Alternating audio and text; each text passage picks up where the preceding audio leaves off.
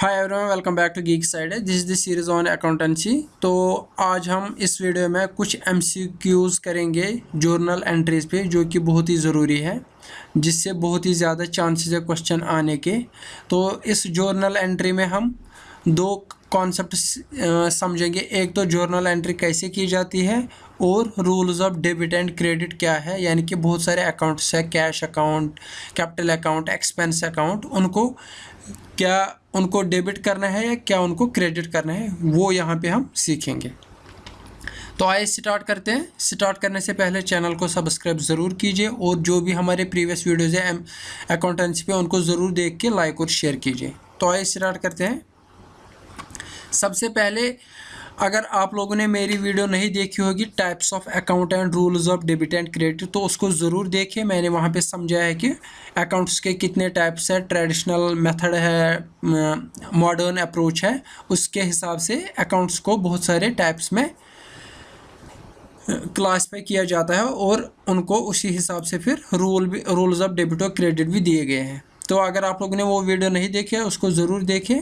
तो modern approach में 5 type के अकाउंट्स है: asset, expenses, income, liability, capital. ये 5 टाइप्स ऑफ अकाउंट्स है इन मॉडर्न अप्रोच। इसको मैंने वहाँ पे समझाया था कि फ़ायदा और नुकसान जब होगा, जब एसेट बढ़ेगा तो फ़ायदा आ रहा है तो उसको डेबिट करते हैं। तो इस हिसाब से मैंने समझाया था, वीडियो को ज़रूर देखें। लेकिन यहाँ पे मैंने एक शॉर्ट ट्रिक लाई है, सिंपली याद रखना है और इसी हिसाब से फिर हम एंट्री भी करेंगे। अगर एसेट या एक्सपेंस बढ़ेगा, फॉर एग्जांपल हम कुर्सियाँ लाते हैं, हम बिज़नेस में मशीनरी लाते हैं, बिल्डिंग खरीदते हैं, तो एसेट बढ़ना हो गया। इसी तरह अगर हम सैलरी देते हैं या बिल्डिंग का खर्चा देते हैं, बिजली का खर्चा देते हैं, इसको बोलते हैं एक्सपेंस बढ़ना, तो इसको डेबिट किया जाएगा। एसेट या एक्सपेंस जब बढ़ेगा तो उसको डेबिट किया जाएगा, जब वो कम हो जाएगा, घटेगा, तो उसको क्रेडिट किया जाएगा। सिंपल सी चीज़ें दो याद रखनी है। एसेट और एक्सपेंस जब बढ़ेगा तो डेबिट, जब घटेगा तो क्रेडिट। फिर आ जाते हैं 3, इनकम, लायबिलिटी, कैपिटल। तीनों को एक जगह याद रखना है, इसका रिवर्स याद रखना है। जब बढ़ेगा तो क्रेडिट, जब घटेगा तो डेबिट। सिर्फ एसेट और एक्सपेंस एक ग्रुप याद रखना है, फिर उसका उल्टा करना है बाकी तीनों को, क्योंकि मॉडर्न अप्रोच में 5 टाइप के अकाउंट्स है: asset, expense, income, liability, capital. तो इनमें से 2 ग्रुप बनाने हैं, एसेट और एक्सपेंस का, इनकम, लायबिलिटी, कैपिटल का। अब एक ग्रुप का याद रखना है, दूसरे का रिवर्स करना है। एसेट जब बढ़ेगा डेबिट, एसेट जब घटेगा क्रेडिट। इसके साथ किसको याद रखना है? एक्सपेंस को। फिर बच जाता है इनकम, लायबिलिटी, कैपिटल। जब ये बढ़ेगा तो क्रेडिट हो जाएगा, जब घटेगा तो डेबिट हो जाएगा। बस ये रूल्स हम अप्लाई करेंगे। तो आइए स्टार्ट करते हैं। क्वेश्चन नंबर फर्स्ट है, amount is withdrawn from the bank for office use, the account debited will be. For example में हमारा कोई बिजनेस है, ए का एक बिजनेस है, ए ही बिजनेस है, क्योंकि पर्सन एक अलग लीगल एंटिटी माना जाता है और बिजनेस अलग। ए एक बिजनेस है, इसका बैंक अकाउंट भी है, तो उस बैंक अकाउंट, क्योंकि बिजनेस का बैंक अकाउंट अलग होगा, पर्सन जो ओनर होगा उसका बैंक अकाउंट अलग माना जाता है। बिजनेस का जो बैंक अकाउंट है उसमें से पैसे निकाल के ऑफिस के यूज़ के लिए खर्चा किया, यानी कि बिजनेस में ही खर्चा किया गया। तो हमने क्या किया, बैंक में से पैसे निकाले, बैंक में से पैसे निकाले और कैश कहाँ इंट्रोड्यूस किया? कैश इंट्रोड्यूस किया बिजनेस में, यानी कि बिजनेस में कैश इंट्रोड्यूस हो गया तो कैश बढ़ गया, यानी कि एसेट बढ़ गया। तो क्या हो जाएगा? The account debited will be, कौन सा अकाउंट डेबिट हो जाएगा? तो सिंपली कैश अकाउंट। क्यों? हमने क्या अभी बोला? हमने बोला एसेट जब बढ़ेगा तो डेबिट हो जाएगा। क्यों? कैश आ रहा है बिजनेस में, जब कैश बढ़ गया बिजनेस में तो एसेट बढ़ गया, दैट मीन्स कैश डेबिट हो जाएगा। और क्रेडिट क्या हो जाएगा? Bank account. बैंक अकाउंट भी बिजनेस के लिए एक एसेट होता है, लेकिन इसमें से पैसे निकाले, दैट मीन्स एसेट गिर गया, एसेट कम हो गया, तो ये क्रेडिट हो जाएगा। तो सिंपल सी बात है, कैश अकाउंट डेबिट हो जाएगा, क्योंकि कैश इंट्रोड्यूस हो गया बिजनेस में, जब एसेट बढ़ता है तो उसको डेबिट किया जाता है। होप आपको ये समझ आ रहा है।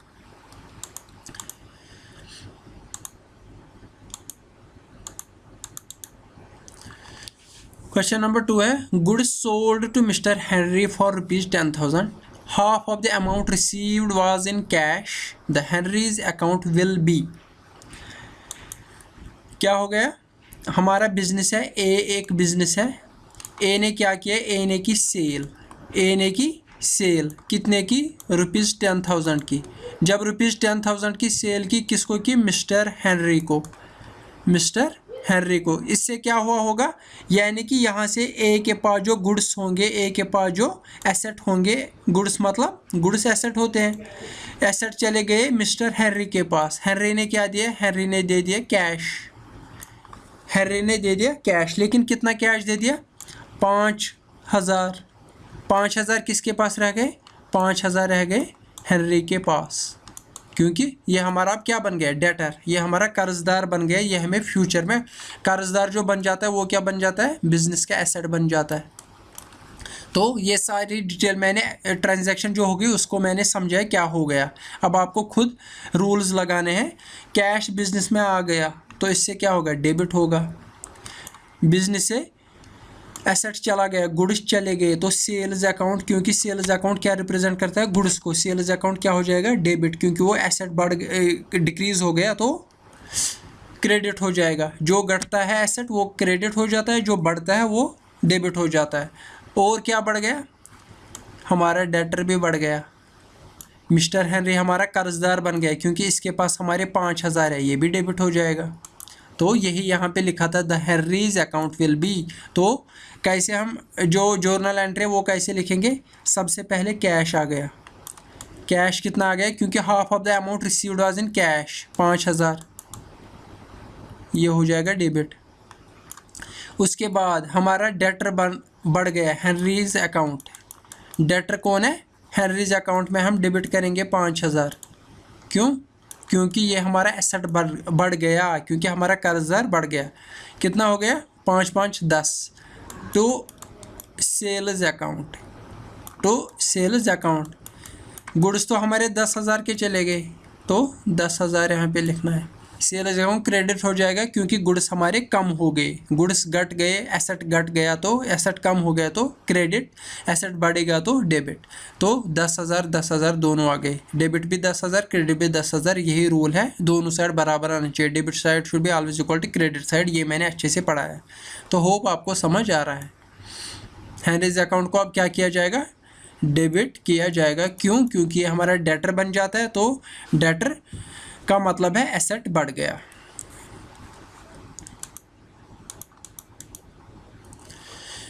क्वेश्चन नंबर 3 है, cash is paid for proprietors house rent, the account debited will be.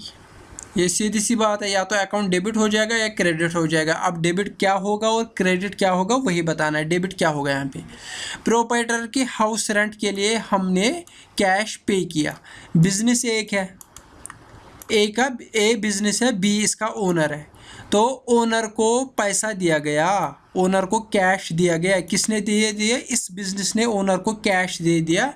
किस लिए, इसका घर सजाना था, इसका घर की रेंट के लिए देना था। तो अगर आपको बेसिक टर्म्स याद होंगी, जो भी प्रोप्राइटर या ओनर अपने पर्सनल यूज़ के लिए पैसा निकालता है बिजनेस में से, उसको बोलते हैं ड्राइंग्स।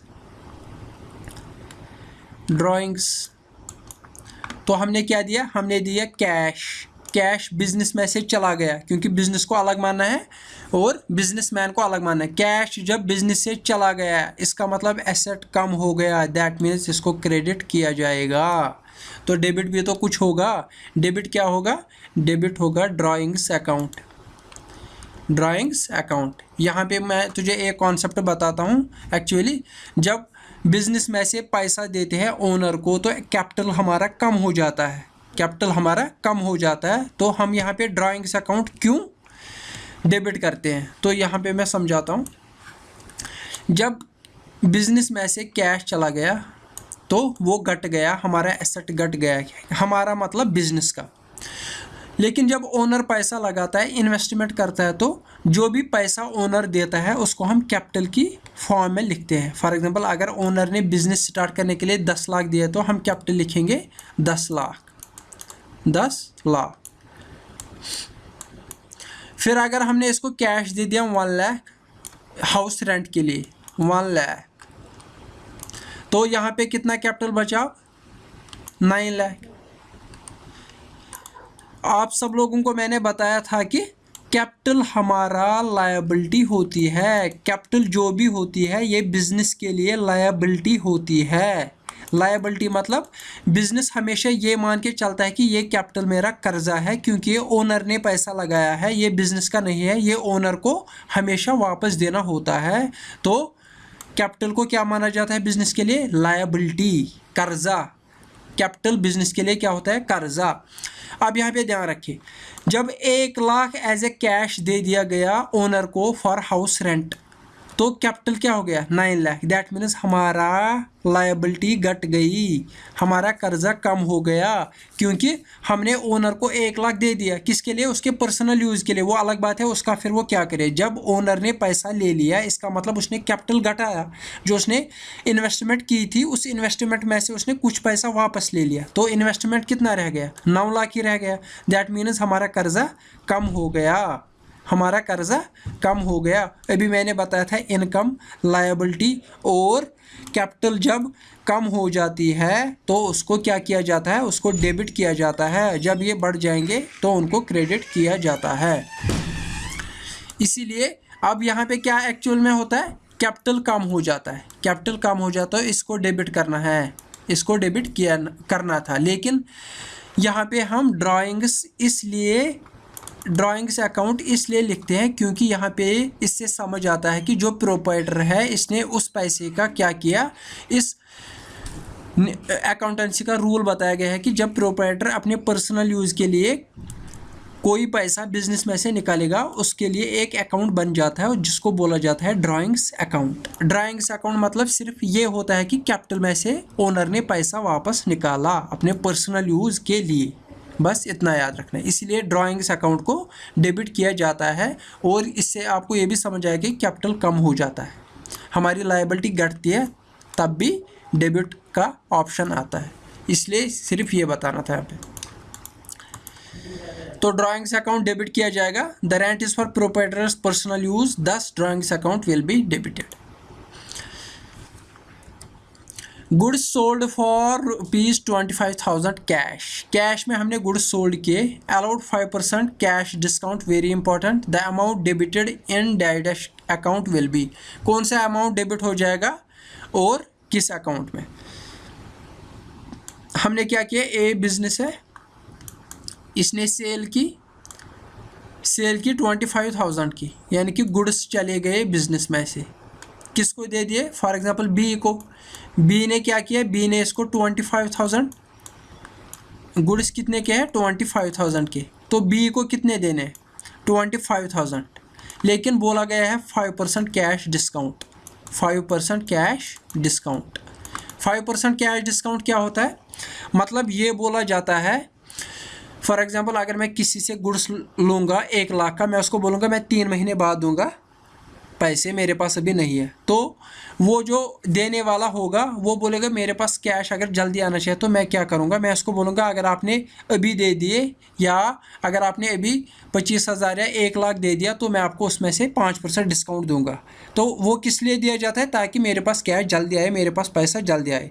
तो इसका फ़ायदा उठाने के लिए यानी कि मुझे कम देना पड़ेगा, तो वो उसी टाइम पेमेंट करेगा या 1 महीने बाद जो टाइम रखेगा, देने वाला जो टाइम रखेगा उसको बोला जाएगा कि अगर आपने पैसा पे किया तो आपको 5% का डिस्काउंट दिया जाएगा। फॉर एग्जांपल अगर आपने 10,000 दिए तो उसका 5% आपको माइनस हो जाएगा। अगर आपने 20,000 दिए तो उसका 5% आपको कम किया जाएगा, आपको 20,000 नहीं देने पड़ेंगे। अगर आपने 1 लाख दिया तो उसका 5% कम होगा, इसको बोला जाता है कैश डिस्काउंट।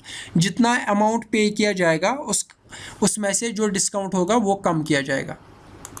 तो यहाँ पे क्या किया जाएगा, गुड्स बाहर हो गए, यानी इसका मतलब सेल हो गई। सेल्स अकाउंट क्या हो जाएगा, सेल्स अकाउंट हो जाएगा क्रेडिट टू सेल्स अकाउंट 25,000, क्योंकि गुड्स बिजनेस से बाहर चले गए तो एसेट घट गया। कैश आ गया, कैश बिजनेस में आएगा, इसका मतलब एसेट बढ़ेगा, लेकिन ये याद रखना है कि कितना आएगा, कितना आएगा, क्योंकि 5% का डिस्काउंट है।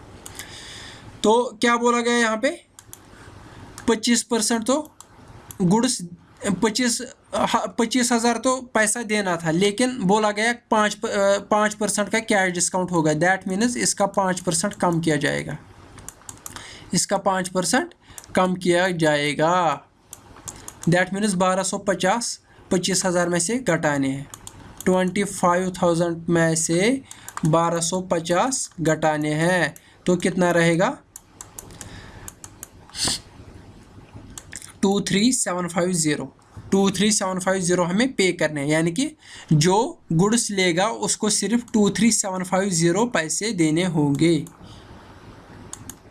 कैश हो जाएगा डेबिट, कितना? 23,750। कैश अकाउंट डेबिट हो जाएगा 23,750। डेबिट क्यों हो जाएगा? क्योंकि पैसा बिजनेस में आ रहा है तो एसेट बढ़ गया। यहाँ पे मैंने लिखा है क्यों 5% डिस्काउंट करना है। An amount is transferred from proprietor's personal bank account to company's current bank account. The account credited will be, simple सी बात है। प्रोप्राइटर ए है ओनर, प्रोप्राइटर ओनर को बोला जाता है, तो इसने अपने बैंक अकाउंट से पैसा निकाल के बिजनेस में डाला, बिजनेस के बैंक अकाउंट में डाला, तो बैंक अकाउंट में क्या आया? पैसा आया। ये बिजनेस की बात कर रहा हूँ, तो वो क्या हो जाएगा? वो हो जाएगा डेबिट, वो हो जाएगा डेबिट। अब देखना है क्रेडिट क्या हो जाएगा। क्रेडिट क्या हो जाएगा? क्रेडिट हो जाएगा, सिंपल सी बात है, आपको ध्यान रखना होगा। पैसा दिया किसने? ओनर ने, प्रोप्राइटर ने पैसा दे दिया। जो वो पैसा लगाता है बिजनेस में उसको किस में डालते हैं? प्रोप्राइटर का जो भी पैसा बिजनेस में आ जाता है उसको कैपिटल अकाउंट में डाला जाता है। कैपिटल हमारे लिए क्या है? लायबिलिटी। जब कैपिटल बढ़ जाएगा उसको क्या किया जाता है? उसको किया जाता है क्रेडिट। क्यों? लायबिलिटी बढ़ जाती है। अभी मैंने बताया था एसेट और एक्सपेंस जब बढ़ेगा उसको डेबिट, जब घटेगा उसको क्रेडिट। इनकम, लायबिलिटी और कैपिटल, कैपिटल भी लायबिलिटी होती है। जब ये बढ़ेंगे इसको उसका अपोजिट क्रेडिट करना है और घटेगा तो डेबिट करना है। यही मैंने यहाँ पे किया। जब प्रोप्राइटर ने पैसा लगाया बिजनेस में अपने पर्सनल अकाउंट से निकाल के बिजनेस के करंट अकाउंट में डाला तो कैपिटल बढ़ गया, बिजनेस का कैपिटल बढ़ गया, दैट मीन लायबिलिटी बढ़ गई, तो इसको क्रेडिट किया जाएगा। सिंपल सी बात है। कैपिटल अकाउंट क्रेडिट किया जाएगा। As proprietor has introduced cash into business we credit capital account. Goods of 10,000 are purchased at 10% trade discount and 30% of the amount is paid in cash. The amount recorded in discount account will be हमने क्या किया? 10,000 के हमने goods purchase किए अपने business में। Purchase मतलब खरीदे, मतलब बिजनेस में आ गए, तो हमारा एसेट बढ़ गया। ये क्या हो जाएगा? परचेज अकाउंट डेबिट हो जाएगा। परचेज अकाउंट क्या हो जाएगा? डेबिट। लेकिन ये बोला जाता है कि और परचेज एट ट्रेड पर 10% ट्रेड डिस्काउंट। ट्रेड डिस्काउंट क्या होता है? जब आप कहीं पे जाते हो सप्लायर के पास रॉ मटेरियल खरीदने, वहाँ पे बोला जाता है कि अगर आपने बल्क में सामान उठाया, बल्क में फॉर एग्जांपल अगर आपने बहुत ज़्यादा सामान उठाया तो आपको फॉर एग्जांपल अगर 100 रुपये की चीज़ है आपको 90 रुपीज़ की देंगे। उसी को बोला जाता है ट्रेड डिस्काउंट, यानी कि बल्क में माल उठाना है उसी पे डिस्काउंट दिया जाता है। यहाँ पे एक ज़रूरी चीज़ समझनी है। फॉर एग्जांपल अगर हमें 10,000 देने थे, 10,000 देने थे, फॉर एग्जांपल गुड्स कितने के थे? 10,000 के, उनका एक्चुअल प्राइस 10,000 था, लेकिन हमने कितना दे दिया? उसका 10% कम करेंगे, उसका 10% कम करेंगे, तो 1,000 रुपया हमने कम दे दिया। दैट मीन्स हमने 9,000 कम दे दिए। तो मैं बिजनेस में क्या मेंशन करूंगा? मैं सिर्फ यही मेंशन करूंगा कि मैंने 9,000 का खर्चा कर दिया और गुड्स लाए। मैं तो ये नहीं बोलूँगा कि 10,000 देने थे लेकिन मैंने 9,000 दे दिए। नहीं, वैसा नहीं करना होता है। बुक्स में वही लिखा जाता है जिसका मैंने ट्रांजैक्शन की, 9,000 दे दिए और 9,000 के गुड्स लाए, यानी कि मैंने 9,000 में गुड्स लाए, 9,000 में गुड्स लाए। जो जिसने मुझे माल दे दिया वो भी अपने बुक्स में क्या लिखेगा? वो भी लिखेगा कि मैंने 9,000 का माल बेचा, क्योंकि उसके पास 9,000 ही आ गए। इसीलिए जो ट्रेड डिस्काउंट है ये कहीं पे भी बुक्स में नहीं लिखा जाता है। क्योंकि मैं गया सप्लायर के पास, मैंने उसको 9,000 दे दिए, उसने मुझे गुड्स दे दिए। उसने कुछ एमआरपी बढ़ा चढ़ा के, क्योंकि बढ़ा चढ़ा के जब एमआरपी रखा जाता है उसी पे फिर डिस्काउंट दिया जाता है, एक्चुअल में नुकसान नहीं हो जाता है बिजनेसमैन को। इसीलिए ट्रेड डिस्काउंट बुक्स में नहीं लिखा जाता है। मैं गया बिजनेस सप्लायर के पास, उसने बोला 10% का डिस्काउंट दूंगा, दैट मीन्स अगर वो चाहता तो वो 9,000 के बदले 10,000 भी ले सकता था उस गुड्स का, लेकिन उसने अपने गुड्स को बेचने के बाद कितना कमाया, 9,000 ही, तो वो अपने बुक्स में 9,000 ही लिखेगा, वो ट्रेड डिस्काउंट मेंशन नहीं करेगा मैंने डिस्काउंट दे दिया। इसी तरह हम भी अपने बुक्स में लिखेंगे मैंने 9,000 का खर्चा कर दिया और गुड्स लाए। मैं भी अपनी परचेज अकाउंट में क्या लिखूँगा, मैं लिखूँगा मैंने 9,000 के गुड्स लाए।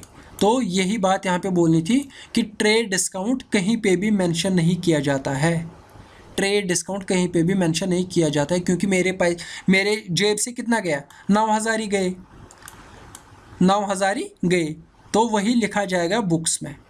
ये नहीं बोला जाए कि गुड्स 10,000 के थे, गुड्स का प्राइस 10,000 का रखा गया था, तो वो तो हम भी अब गुड्स का जो प्राइस है इसी हिसाब से हम 9,500 ही कमा सकते हैं। फॉर एग्जांपल मैं बोलूँगा जल्दी जल्दी माल बिकना चाहे तो मैं 500 का ही डिफरेंस रखूँगा प्रॉफिट कमाने के लिए, दैट डजंट मीन कि गुड्स 10,000 के थे।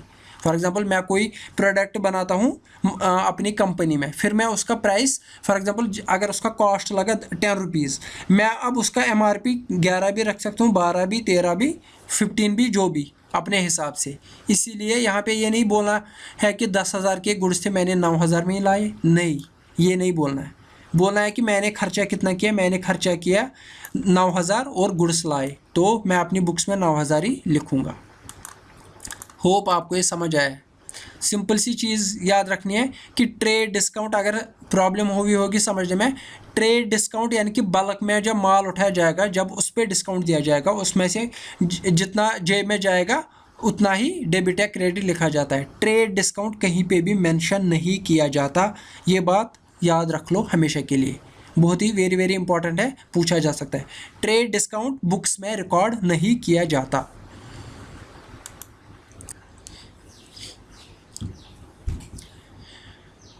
Machinery worth 10,000 is purchased in cash, paid installation charges of 1,100. Which amount should be debited? Which account should be debited and by what amount? Very very important. Machinery हमने खरीदी तो क्या हो गया, asset बढ़ गया तो डेबिट हो जाएगा। कैश हमारे बिजनेस में से चला गया तो एसेट घट गया तो क्या हो जाएगा, क्रेडिट हो जाएगा। दूसरी इंस्टॉलेशन चार्जेस, एक्सपेंस बढ़ गया, एक्सपेंस बढ़ गया, जब खर्चा बढ़ जाता है तो क्या हो जाएगा, तो डेबिट हो जाएगा। लेकिन अब देखना है कि ये जो खर्चा है ये किस में शामिल करेंगे, इसके लिए क्या अकाउंट बनाया जाता है। तो जो भी हम फिक्स्ड एसेट खरीदते हैं उसका जो खर्चा आता है, चाहे इंस्टॉलेशन फॉर एग्जांपल अगर हम बिल्डिंग खरीदेंगे फिर हम उसमें पेंट वगैरह करेंगे या उसमें कोई प्रॉब्लम होगी उसको ठीक करेंगे, कारपेंटर बुला के या बुला के उसको जब ठीक करेंगे तो वो जो खर्चा आएगा वो उसके परचेज अकाउंट में ही जोड़ा जाता है। फिक्स्ड एसेट पे जो खर्चा होता है ताकि उसको काम के लायक बनाया जा सके, उसमें जो खर्चा आएगा वो उसी के परचेज अकाउंट में जोड़ा जाता है। तो हम क्या करेंगे, डेबिट, हम मशीनरी अकाउंट ही डेबिट करेंगे, लेकिन कितने पैसे से, एक तो 10,000 प्लस 1100, 10,000 प्लस 1100 ये बन जाएगा 11,100 रुपया। तो होप आपको ये समझ आया होगा। Any expense incurred on a new fixed asset to bring it to working condition or ready to use is added to its purchase price. तो 8th question है, amount due from debtor is 9,000, 50% of the amount is received and 50% is irrecoverable. Which account is to be credited? सबसे पहले हम debtor का case समझेंगे। जो debtor होता है बिजनेस के लिए यानी कि कर्जदार के पास हमारा कितना पैसा है, हमारा मतलब बिजनेस का 9,000, तो ये बिजनेस के लिए एसेट होता है क्योंकि हमारा पैसा किसी इंसान के पास होता है जो हमें फ्यूचर में देगा, तो इसको एसेट माना जाता है। तो अब क्या हो गया, इस डेटर ने बोला कि मैं आपको 50% दूंगा, यानी कि 4,500 उसने कैश दे दिया। जब उसने कैश दे दिया तो इस टाइम हम यहाँ पे समझेंगे तो क्या हो जाता है, ट्रांजैक्शन कैसे की जाएगी। कैश आ गया बिजनेस में, तो कैश आ गया, कैश एसेट है तो इसको डेबिट, कैश अकाउंट को डेबिट किया जाएगा। और डेटर हमारा क्या हो गया, डेटर में अब कितना रह गया, डेटर के अकाउंट में हमारा पैसा कितना रह गया, ये नॉर्मल बात मैं कर रहा हूँ, उसके पास अब रह गया 4500, यानी कि हमारा एसेट कम हो गया। डेटर भी हमारा एसेट है, पहले उसके पास 9000 थे, अब उसने कैश दे दिया, कैश बढ़ गया, डेबिट किया, लेकिन डेटर का अकाउंट कम हो गया क्योंकि उसमें पैसा कम हो गया। अब उसके पास सिर्फ 4500 रुपीज़ है, तो इसको क्रेडिट किया जाता है। इसको क्रेडिट किया जाता है जब डेटर पैसा देता है तो उसका अकाउंट क्रेडिट किया जाता है। ये बात याद रखनी है, जब डेटर बिजनेस में पैसे देगा, वापस देगा, तो कर्जदार जो कि बिजनेस के लिए एसेट होता है कम हो जाता है। जब उसने पैसा चुकाया तो उसके पास जो अमाउंट था वो कम हो गया या सारा ख़त्म हो गया। अगर उसने सारा दे दिया तो एसेट हमारा कम हो जाता है बिजनेस का, और एक दूसरा एसेट आ जाता है in the form of cash या समथिंग एल्स, तो उसको क्रेडिट किया जाता है। लेकिन अब यहाँ पे सेम यही केस है, लेकिन फ़र्क सिर्फ इतना है, डेटर ने दे दिया 4500 कैश, तो कैश हमारा बढ़ गया, बिजनेस में आ गया, इसको डेबिट किया जाएगा। अगर कैश अकाउंट दिया होगा उसको क्या होगा, डेबिट हो जाएगा। लेकिन डेटर ने बोला जो 50% बाकी है, यानी कि दूसरा 4500, उसने बोला मैं ये चुका नहीं पाऊंगा। जैसे विजय माल्या भाग गया पैसा लेके, इसी तरह कोई बोलेगा यार मैं 4500 दे सकता हूँ, बाकी पैसा मैं नहीं दे सकता। तो इसको बिजनेस क्या बोलता है, बिजनेस इसको बोलता है बैड डेट। बैड डेट में बिजनेस कितना डालेगा, 4500। इसका मतलब क्या हुआ, बैड डेट का मतलब बिजनेस ये मान के चलता है कि मेरे पास एक डेटर था जिसके पास 9000 थे। अब उस 9000 में से उसने 4500 दिए और बोला कि 4500 में नहीं दे सकता। दैट मीन्स डेटर का अकाउंट सेटल किया जाता है, यानी कि बिजनेस ये मान के चलता है कि जैसे कि अब मेरे पास कोई डेटर है ही नहीं, यानी कि डेटर ही ख़त्म हो गया, डेटर ने सारा पैसा चुकाया नहीं, लेकिन ये मान के चलते हैं कि अब उसके पास हमारा कोई पैसा नहीं है क्योंकि वो इररिकवरेबल है। 4500 तो दिए उसने, लेकिन ये 4500 वो बोल रहा है मैं नहीं चुका पाऊँगा। तो ऐसा जो एसेट होता है उसको बिजनेस बोलता है ये बैड डेट में चला गया, यानी कि ये हम रिकवर नहीं कर पाएंगे। तो यानी कि डेटर का अकाउंट अब नहीं रहता है, यानी कि जो हमारे बुक्स होंगे, बिजनेस के बुक्स होंगे, उसमें लिखा जाएगा कि हमारा कोई डेटर नहीं है, अब डेटर के पास हमारा कोई पैसा नहीं है। जब डेटर कम हो जाता है तो उसको क्या किया जाता है, यानी कि क्रेडिट किया जाता था। अभी इसके पास 4500 रहते हैं, अगर ये बोलता है कि हाँ मैं दे पाता, इसके अकाउंट में हम कितना लिखते, 4500, लेकिन अब इसके अकाउंट में है ही नहीं कुछ, इसने बोला कि मैं नहीं दे पाऊंगा। दैट मीन्स डेटर का अकाउंट नहीं रखा जाएगा, उसको सेटल किया जाएगा, उसको बोला जाएगा कि हमारा डेटर ही ख़त्म हो गया, यानी कि हमारा एसेट कम हो गया, तो उसको क्रेडिट किया जाएगा। तो डेटर का अकाउंट यहाँ पे क्रेडिट किया जाएगा। और बैड डेट में कितना डाला जाएगा, 4500। तो होप आपको ये समझ आया। वैसे भी अगर डेटर हमें पैसे देता तो उसी का अकाउंट क्रेडिट हो जाता, क्योंकि उसके अकाउंट से फॉर एग्जांपल उसके पास पहले 9000 थे, 9000 में से उसने 4500 दिए, अब उसके पास कितना रह गया, 4500। दैट मीन्स हमारा जो डेटर था, एसेट था, उसमें पैसा कम हो गया। तो हमारा एसेट जब कम हो जाता है तो उसको क्रेडिट किया जाता है, कैश जो आएगा उसको डेबिट किया जाएगा। यही मैंने यहाँ पे लिखा, the debtors account is settled now, यानी कि ऐसा मान के चलना है कि अब डेटर हमारा है ही नहीं, तो डेटर का अकाउंट क्रेडिट किया जाएगा, क्योंकि डेटर एसेट होता है, जब वो कम हो जाएगा तो उसको क्रेडिट करना है। तो होप आपको ये समझ आया होगा। तो आइए आगे बढ़ते हैं। यही क्वेश्चन है। अब अगर बोला जाएगा कि ये जो 50% इररिकवरेबल अमाउंट है, हमें कभी खबर मिल जाएगी कि वो 50% आपको मिल जाएंगे इन फ्यूचर, यानी कि कभी कोई सेटलमेंट हो गई बीच में, तो उससे बात हो गई, तो उसने बोला हाँ फ्यूचर में जो आपका पैसा था मेरे पास, अब मेरी हालत ठीक है, मैं अब चुका पाऊंगा। तो which account will then be credited, कौन सा अकाउंट क्रेडिट किया जाएगा।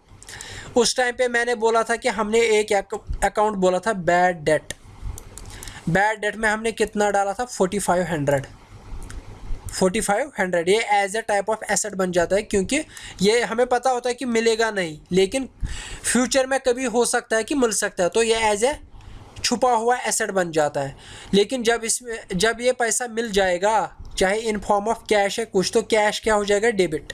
जब कैश अगर ये मिल जाएगा, ये पैसा मिलेगा हमें, तो कैश की फॉर्म में फॉर एग्जांपल अगर मिला तो कैश अकाउंट क्या हो जाएगा, डेबिट हो जाएगा।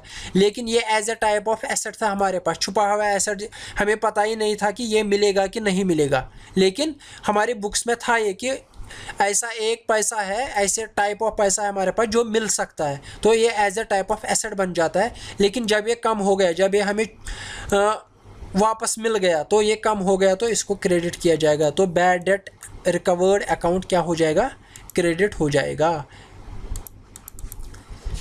बैड डेट्स रिकवर्ड अकाउंट 4500 क्या हो जाएगा, क्रेडिट हो जाएगा, क्योंकि उसमें से जो पैसे थे वो कम हो गए, वो as a type of asset था, वो कम हो गया, तो उसको सेटल किया गया, तो उसको क्रेडिट किया जाता है।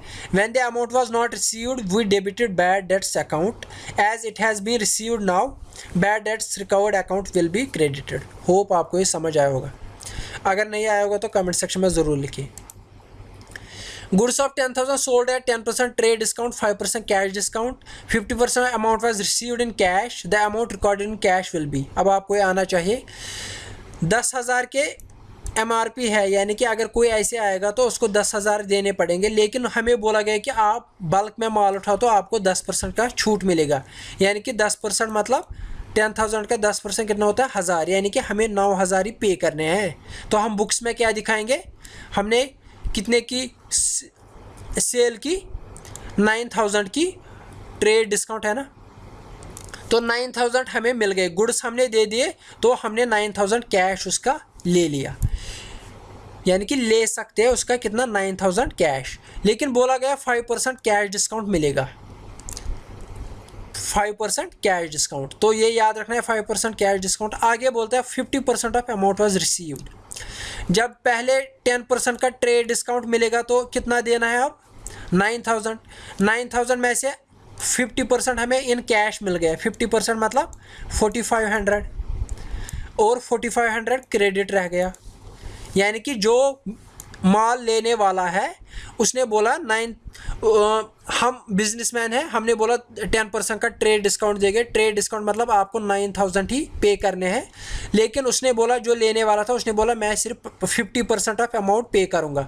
50% ऑफ व्हाट, 9,000, 10,000 नहीं लिखना है। क्यों, क्योंकि यहाँ पे देखना है कि ट्रेड डिस्काउंट करके कितना पैसा बनता है, वही एक्सपेंसेस लिखा जाता है, क्योंकि मैंने पहले भी बोला कि ट्रेड डिस्काउंट नहीं लिखा जाता बुक्स में। तो हम क्या दिखाएंगे, एक्सपेंस या इनकम क्या दिखाएंगे, लेने वाला गुड्स लेने वाला एक्सपेंस दिखाया और गुड्स बेचने वाला क्या दिखाएगा, इनकम। तो 9,000 पे करने हैं, 9,000 में से 4500 इन कैश मिल गया, तो ये क्या हो जाएगा, ये हो जाएगा डेबिट, क्योंकि बिजनेस में आ गया तो डेबिट हो जाएगा।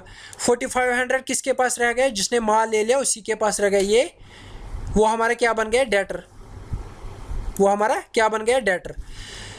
लेकिन यहाँ पे बोला गया है 5% कैश डिस्काउंट, तो कैश उसने कितना दिया, 4500, इस पे भी उसको 5% का डिस्काउंट मिलेगा, यानी कि 4500 उसने, उसको बोला गया जितना पैसा आप पे करोगे, यानी कि अगर आपने कैश दे दिया आपको 5% का डिस्काउंट दिया जाएगा। तो जब उसने कैश दे दिया, लेकिन उसने कितना कैश दे दिया, 4500, तो इसमें से उसने कितना दिया, 225 रुपीज़ उसको डिस्काउंट हो जाएगा, किस में, इस वाले में, जितना पे किया उसी का डिस्काउंट हो जाएगा। 4500 में उसको कितना डिस्काउंट हो जाएगा, 225 का डिस्काउंट हो जाएगा।